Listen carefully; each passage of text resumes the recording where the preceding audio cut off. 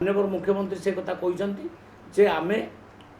प्रत्येक ब्लॉक रे गोटे गोटे कोल्ड स्टोर कर कोल्ड स्टोर है माने गरीब चाषी मैंने से चाष करेंगे आलू चाष करेंगे पियाज चाष करेंगे बिलाती बाइगण चाष करेंगे आनी से रखी